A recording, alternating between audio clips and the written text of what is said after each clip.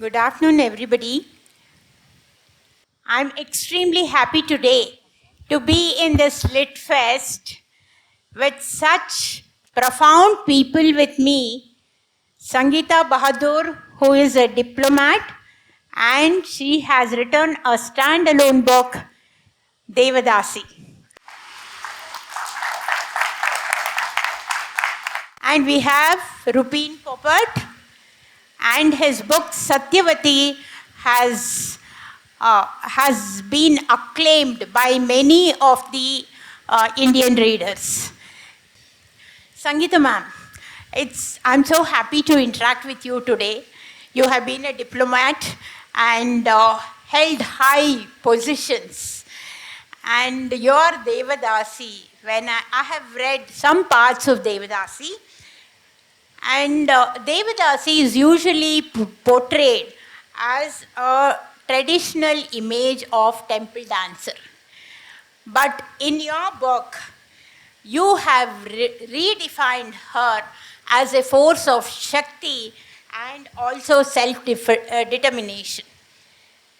So what inspired you to reclaim this narrative, and you have portrayed her more as an empowered woman than an exploited woman?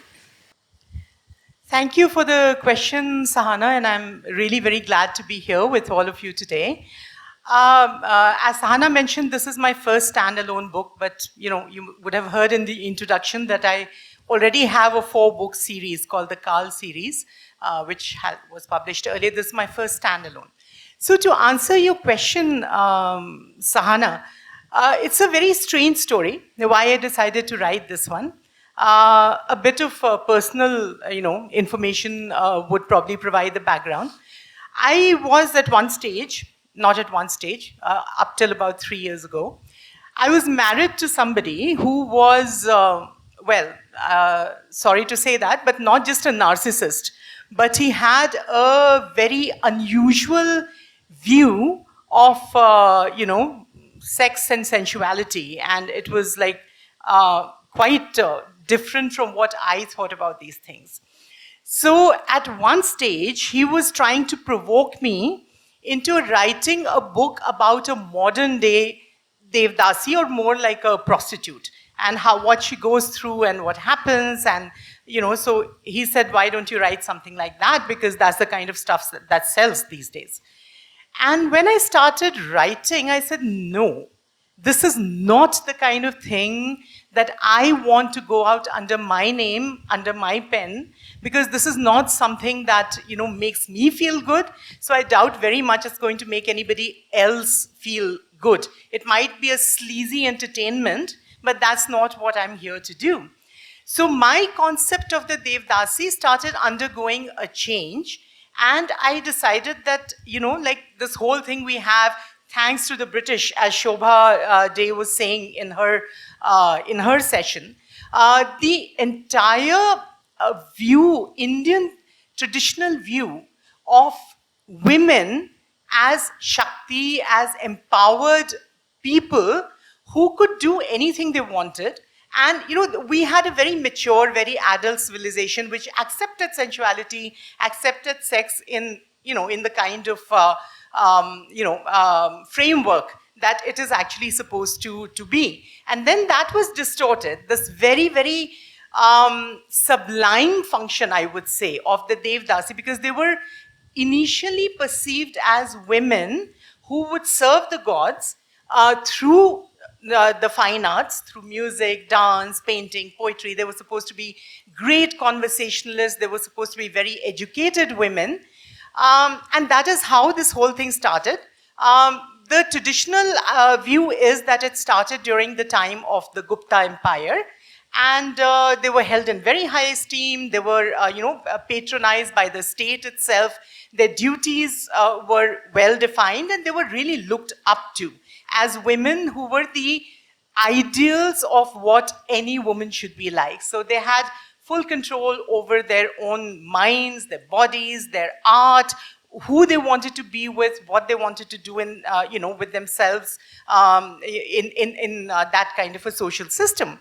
And then came the British, the clueless British, who decided that, because these women danced in public and because they were available in that sense for men, not just to talk to them, to look at them, to sort of see them dancing, singing, performing, but since they were also free to form a liaison with any lover of their choice. And that was, I would say that was empowerment, but this was something that the British could not understand. So for them, they became a kind of a synonym for prostitutes.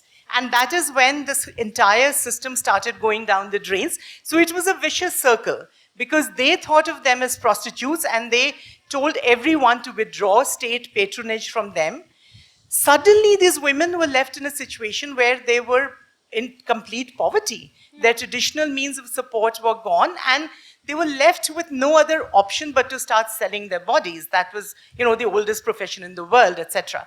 So I decided, why not go back to the original concept, but rather than letting it begin in the Gupta era, as history says, why not push it back by several centuries and then talk about my concept of how the Devdasi system could have emerged and what was the purpose behind it, which was much more sublime than what it came to be. So my heroine, Kalyani, that's the kind of person she portrays. And in the book, she doesn't call herself a Devdasi because she was not the first. She influenced other people into starting the system. She herself calls herself a Divyadasi, who serves only the goddess. So that is how this whole thing came into being. And therefore, that sense of empowerment that you see in the book for these women. And they had that till the British came and ruined it all. So that was a lovely explanation. Like why did she empower Devadasi and called her as Divyadasi?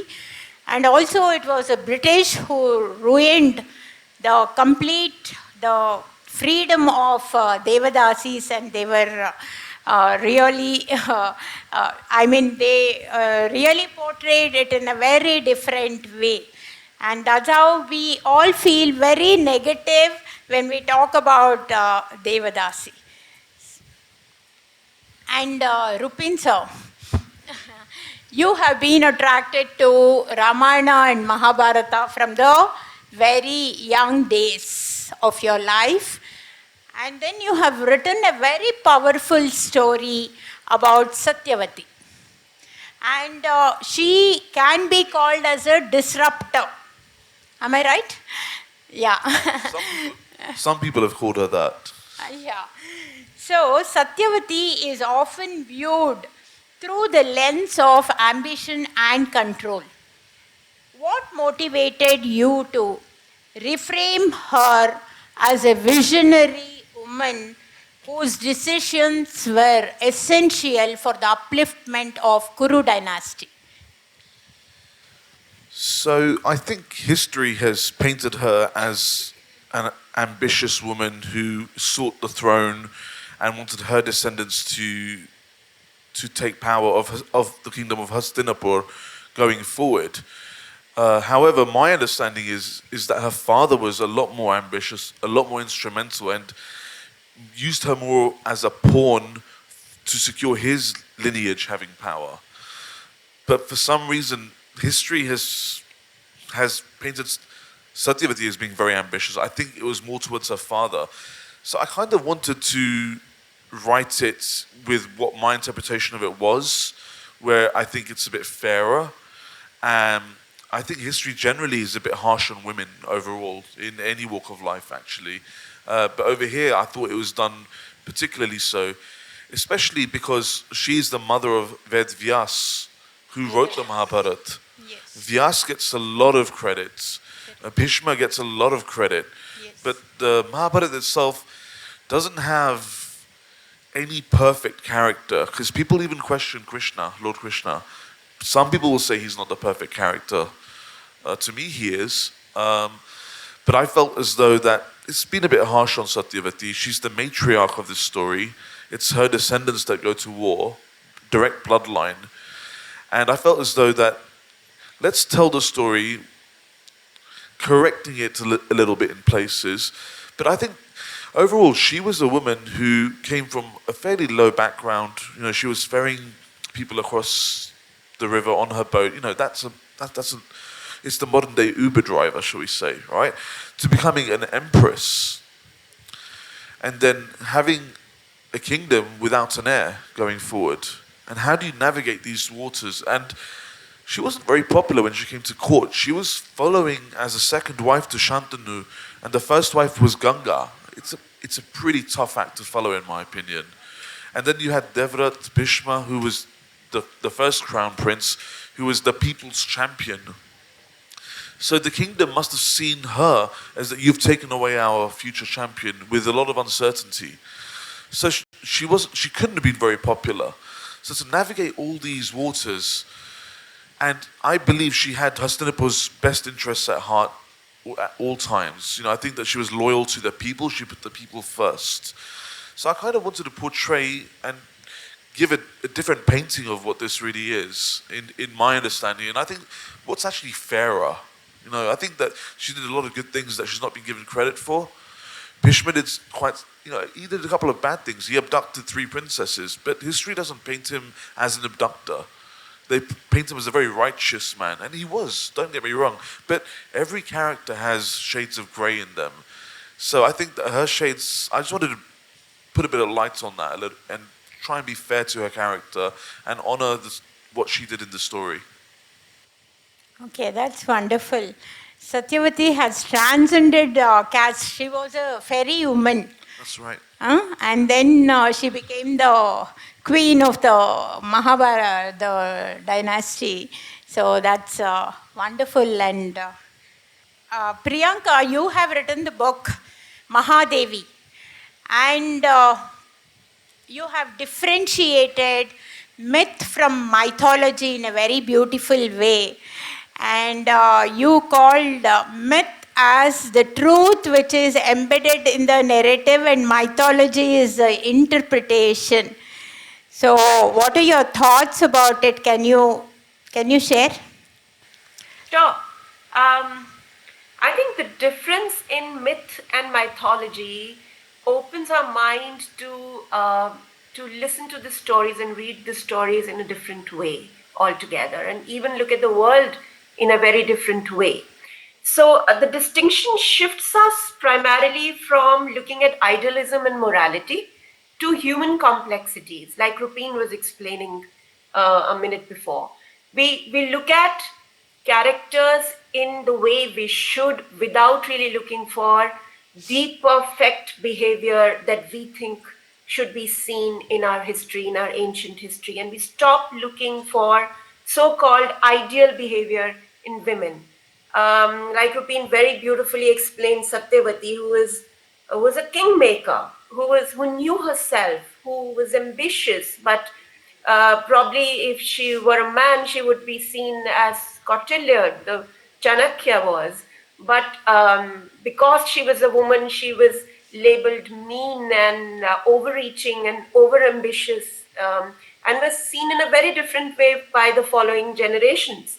Similarly, Kunti and Sita, for that matter, who was born out of Bhumi and was, as per the myth, she's symbolic of fertility and intelligence and resilience and the strength, the inner strength that she had. But what she's really known now, or she symbolizes now, is purity and obedience and virtues like that. Similarly, Draupadi, who was born out of fire, was feisty, and she stood for dharma, and she was also ambitious in some ways, which isn't a bad thing at all. But what she's really known for is her rage and her vengeance. So that's how not just the history, but even ancient history has been written. The distinction between mythology and myth tells us how to read things in the right way. Basically, it means that there is no such thing as a good woman or a difficult woman. Basically, There is either a woman who's authentic or not. And when we understand mythology and the distinction between mythology and myth very well, we understand that. Even Surpnaka, for that matter, who's always seen in the negative light, has not been written the way we understand her. She was in angst. Her angst came from the fact that her brother had killed her husband, who she loved very much, and she is written as an Asura woman who was attractive. But later on, the story was told in a way where she was seen, and even the Ram Leela and everywhere else, she's seen as an ugly Rakshasi. So, not just the history, but even ancient history has been unkind to women, and the distinction between myth and mythology opens our eyes to see and understand it the way we should. That's wonderful. Even the foreigners or the people other than India, because the epics have been called as a myth, they were the one who called it as a myth, isn't it? So, yes. So, how do you even say that like our women were more powerful, and no story of our epic woman is a myth? Stories that we have is a myth. Myth is mithya, which means it is untrue. Untrue. And yes. there is something to be proven on that.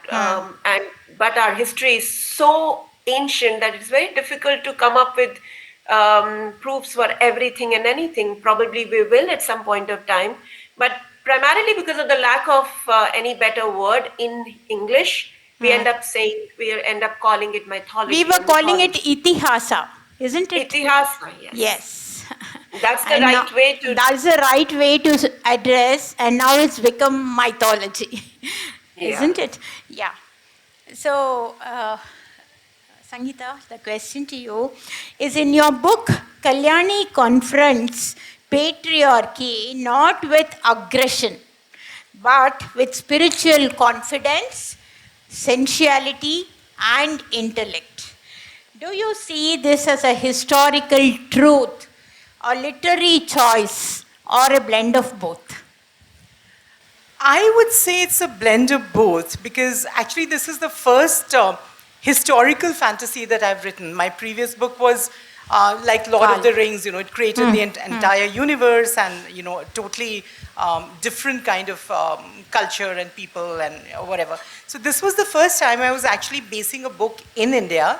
This is based in the 6th century before Christ. And it was like, so the historical perspective was also there, because unlike what we have been led to believe, to a very large extent in ancient India, women had a lot of say in the kind of people they would become, the kind of people they would marry, the kind of life they would lead. So I took my inspiration from there, because I thought, like all the ladies that have been mentioned by both my co-panelists, plus, you have all those scholars like Maitreyi, Gargi, and various others who were so empowered that, they became Vedic scholars and everybody respected them so much. And similarly with the Devdasi tradition, like when it started, that's how it was. It was a very empowering kind of a life for a woman who would step out of the four walls of a house and lead a life that held a meaning different from her fellow women, others who were not, a part of the system, a life less ordinary, as the Air Force claims in their advertisements. So that was definitely an inspiration, and I really wanted to bring that forth, because you have all those beautiful, quotes in Sanskrit, especially the one, I don't know the original one, in Yatra Nari Pujate and all that, where women are worshipped. That's where the gods reside, and where women are not respected, the gods flee from there. So you had that kind of a concept which was unique in any culture around the world. So I wanted to bring that into this whole narrative, especially by using the literary device of the male protagonist who's a complete misogynist till he meets this, my female protagonist, Kalyani. And he's a real character. He was the second king of the Pradyot dynasty, which ruled Avanti in central India, which is now Madhya Pradesh, more or less. And they had the capital at Ujjaini. So I don't really know whether he was a misogynist or not. I knew his name. I knew that he was a powerful king and all that. His father was so powerful that even the Magad empire was scared of him. So taking that as a literary device, I turned him into a total misogynist because of things that have happened in his life, etc. And then, his kingdom is just dying around him because of the complete lack of the feminine creativity that he has completely bottled it up, and he's diverted it, and basically just put women in shackles. You can't do this, you can't say that, you can't dress like this, you can't decide who you want to marry, etc., etc. So to break him out of that willful blindness, Kalyani was necessary. And so he has to marry her at some point because of, he's told that this is the only thing that will break the curse on you and on your country. And that is how this whole thing starts. So it was both a literary device for me, a conception, an imaginary conception in my mind, plus a combination of the historical facts that are usually ignored, particularly because over the years, somehow we've fallen into this trap of dismissing our own cultural identity, our own value systems, which were far more liberated than anywhere else in the world. We've been taught to believe and to talk to each other in a way that looks down on what we have inherited. And that is the myth, actually, which I wanted to break, because it's not, in my concept, it's not true at all. Contrasted with any other culture in the world, especially, the Judeo-Christian civilizations, ours was and continues to be far more advanced. It's just that we have decided to zip our lips, to close our minds, and not think about these things. So both these historical truths that, since I read a lot, so I keep coming across, like these like all the characters that have also been mentioned, and you realize how much impact they had on, on society, on the social system, the economic structure, everything. So combining that with this literary device, I decided, okay, this is the way. So essentially the book is a kind of a face-off between the patriarchal... It is a blend of history and fantasy. Also, yes. Yes. And it's a face-off between the patriarchal mindset and the feminine view of the world. Okay. And finally, like how the two can come together and work for the benefit of everyone. Right. That was wonderful. So we were so empowered. Go back to Vedas, and even after that, we can see empowered women like Maitri, Garge, and all that. So even Rupeen Popat has portrayed a very, very resilient woman, Satyavati. And usually the epics highlight the quiet power of women in women. So your Satyavati is rooted in strategy, endurance, and emotional intelligence rather than warfare. So how does retelling Satyavati's narrative shift our understanding of the feminine power? So I think that Satyavati tells a story about a lot of women today as well, quite generally, because women have to be resilient today. They have to work harder than the man does. It's a man's world, still. So even then and today, women just have it harder. Being married to a very successful woman, I see how much more she struggles than perhaps I would have done in that situation, day in, day out, in every walk of life.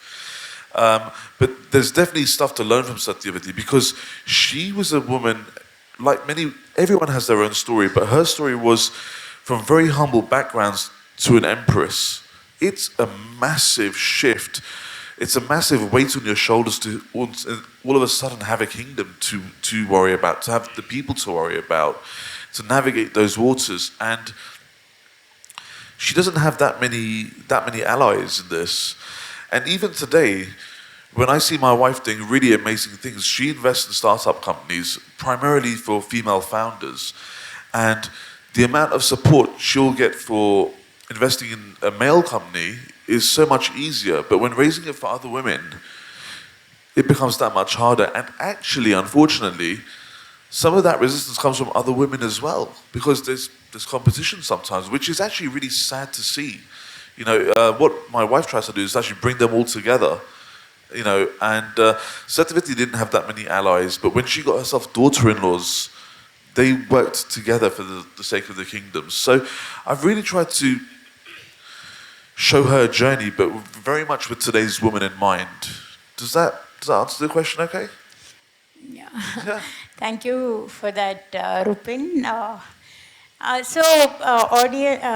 My dear viewers, you have seen the three powerful women of our epics. One is Satyavati, and how Sangeeta has portrayed Kalyani as a Devadasi, and Priyanka's Mahadevi and Rupeen Satyavati. All three are very powerful. And today, even in this modern era, I think that no woman is less. They're all empowered. And I think empowerment is a myth. Nobody can empower any other woman, because we are already empowered. We know we don't require that, because we are in no way lesser than, or even in the male-dominant society, we know with our understanding, emotional intelligence, and the powerful divine quality in a woman, we can come over with, we can overcome anything in our life and stay strong. So thank you so much. If you have any questions, you are open for questions. Please do come up with your questions. Yeah, and for the best question, we have got a prize here. So, yes. First question is to ma'am. As we are discussing about Devdasis, I really wanted to know about the Swarg Ki Apsara. There's a very popular novel by Kavita Kane, Menka's Choice. So, you know, how is the life of an Apsara? She's not allowed to marry, she's not allowed to have kids. The only motto of her life is to please men. So with respect to Satyug and about pleasing at times Devs. And my second question is to Rupeen sir and Priyanka ma'am. Priyanka ma'am, hi. We were discussing about, as Priyanka ma'am mentioned, about the uncelebrated women of mythology. And again, with reference to Kavita Kane novels, Lanka's Princess, Supnakha. We all, I think that many of us don't even know that Supnakha is not her real name. It was Meenakshi. And the other novels are Sita's sister, that is Urmila. And the other one is, we often don't talk about these uncelebrated women in mythology. If we talk about mythology and women, it's always Draupadi or Sita. But who will talk about Mandodari, Ravan's wife? What was her story? Even she has a story to tell, right? What about the story of Sunena, Sita's mother? She was an empowering queen. And the other characters like Shabri and maybe Mantra, because she was responsible for the entire Vanvas and every such things. So the two questions to all three of you. Thank you so much. Okay, since you asked me the question first, I think I'll answer that. To tell you the truth, I haven't read this book, the one you mentioned in your question. But it seems to sort of reflect the views that people generally have, not only about Apsaras, but also about Devdasis, that they were forced into this kind of a life. So I just wanted to mention one thing. None of us, whether it was in the ancient days or today, are free to do exactly what we please, right? There are always restrictions on the way you lead your life, what you do with your life, because since I'm also from the Foreign Service, and at one stage I was a senior faculty member at the Foreign Service Institute. And many of these people who now join the service, they are very, most of them, suppose it's a batch of 40, out of that 30 would be engineers, 5 would be doctors, 3 would be lawyers, and maybe 2 people from the general stream. And it always used to make me feel, like, what the hell, you've taken somebody's seat there and now, So once I asked some of them, I said, why did you do that?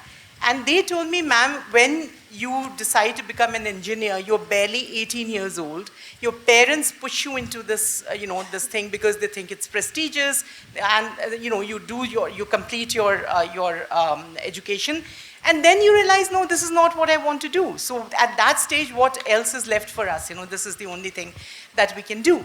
But, so there's similarly, with, whether it's a Devdasi, whether it's a housewife, whether it's a professional woman of today's day, how many of us are really given a chance to live life exactly the way we want to?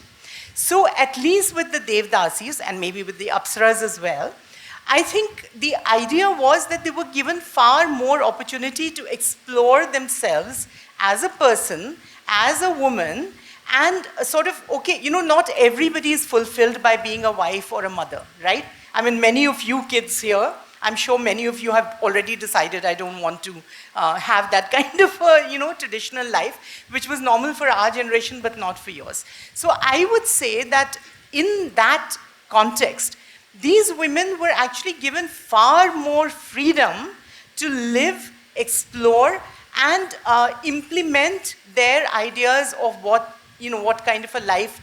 Okay, there were some boundaries, but within those boundaries, you had a lot of things that you could do and achieve. So I personally feel that it wasn't really a deprivation, and especially in the case of Devdasis, if they wanted to go ahead and have a child, they would also. And it was not necessary for them to get married, And so that was, I would say that's how I see this. Thank you for your comments over there earlier on. I think you've named some fantastic women in mythology. You're clearly very well versed in this. So just to name a few of the people that you mentioned, Urmila, Mandodari, Shurpankhar, with her real name, Mantra. These are all characters that I've been looking into personally, actually. So it's like you're reading my mind. I feel as though that there's a market for women telling mythology and these stories in their narratives. And this is the first. Satyavati is only the start. This is actually the first book of a Mahabharata series of about 4 or 5. We'll see where the creative journey takes us. But the next book will be a different character, and I'm avoiding the mainstream characters like Kunti and Draupadi. Their stories been told many times in many different ways. I've got a different way that I wish to explain this, and this is very much the journey that I'll be going on going forward. I need support as well from everybody out there. So if you enjoy this book, Satyavati, then it's going to inspire me to get on with the second one a lot more quicker. So help me out, please. But I think the market's crying out for this, and you've represented the views of so many readers and women out there that wish to read this sort of stuff. And I'm going to do my best to take it forward. Yeah, I would support that too. And it's a beautiful question to begin with, and we must write about the unknown Devis and the unknown women from the ancient history. I'm looking forward to a release in 2026, speaking to the person who asked the question, that there will be a book called Stri Sutra in 2026, which would cover some lesser known Devis and women. You would love to read that. And I'm also working on writing for children. And I'm picking up characters which are lesser known, not the big names, but the names that children need to know about. But this is the right path to go. And we must write about women who are not so celebrated and misunderstood or titled the way they shouldn't be. So my first question is for Rupeen. fascinating character, Satyavati. I mean, while you were doing your research for Satyavati, you must have come across Amba. What's your view on her? Amba was an incredible woman. I don't think there's any such thing in the Mahabharata story as less than an incredible woman. I think they're all absolutely fascinating. Amba, I've got my views on her. She's in this book. I've written about her in detail. And as anyone that knows the Mahabharata story, she comes back in full circle later on, and much later on when the war happens, in the form of Shikhandi. So I think my view on Amba, I think Amba was screwed over. I think she had it really tough. She already had a choice for her husband as a Kashi princess. Yeah. Right? She had her husband chosen. She was then kidnapped against her will. But then when Bhishma and Satyavati realized what the situation was, because this happened in anger, and in anger, judgment is cloud to even the best of people. Bhishma Pitama was one of the most famous and renowned people, but even here, he has fallen short of decency. So they then try and rectify the situation by sending her back to her chosen partner, and is rejected. Right. She then goes on a journey. Well, she said, "Look, we can make this right." So she gave an option to make it right. She asked Bhishma to marry her. He said no. He held his vow of celibacy in higher regard than the stature and the future of this woman. Or the kingdom. Yeah. What? Absolutely. So, there's very much grey areas here, and different people will have different opinions on this. Yeah. But to answer your question, Amba was screwed over, and in her lifetime, she didn't get the justice she deserved. And it's a sad story. But however, that story takes further fruition much later on. And when Bhishma is on a bed of arrows, he did pay a price. So karma does work in that sense. Yeah. Okay. Yeah. So one last question from the audience. This is Satish. Okay, I just want to ask, or rather look at the word Devdasi. Is it something that we need to celebrate? Of course, and I'm hinting at the Devdasi system that is pertinent in, some parts of Maharashtra. Is it something that we need to celebrate? I would say traditionally, yes, we were meant to. It's just that because of the various things, one, chauvinism, it never lets women rise beyond a point. Two, the Mughals who brought Devdasis into their courts, and therefore, there was no difference anymore between the Nautch girls and the Devdasis. And three, the British, as I said, who literally equated them with prostitutes. So that entire narrative that was built is something that goes against the initial concept of the Devdasi, which was a very sublime kind of a, calling, a profession that would bring women, that gave women the power to live life to a large extent on their own terms. So I would say that is a concept that needs to be celebrated. The way things have turned in the last 100 years or 150 years, no, I'm not celebrating that at all. Because I personally find the word Dasi, it's quite complicated, and we need to problematize this system. If you visit parts of Maharashtra, particularly Pandharpur area, you would see Dasis and you would see their life. It's horrible. It's really difficult to understand, right? Yeah, but then as I said... I think we need to, if we want to pick up traditions, if we want to talk about mythologies, we need to be very careful about it. We cannot simply go and glorify history or tradition or mythologies. We need to, and especially in case of women, we really need to be careful and cautious. What I'm saying is that you have a problem with Dasi, but many men are also called Prabhu Das, Dev Das and all that. So it's just a matter of, Dev Dasi means the handmaiden of God. So that was something, way beyond any kind of social status. It was a sublime status that these women were given. And I totally agree that over the last couple of 100 years, things have really gone out of hand. And because of the withdrawal of stage patronage, these women were actually reduced to nothing better than prostitutes. I'm not supporting that at all. I think the way things are right now, no. This is not what I'm saying. I am talking about the initial concept, how it all started and how it was perverted, it was demonized, it was, completely converted into something it was never meant to be. That's what I would say. Thank you so much for the answer. I partly disagree with this. You're welcome to. Thank you. Yeah.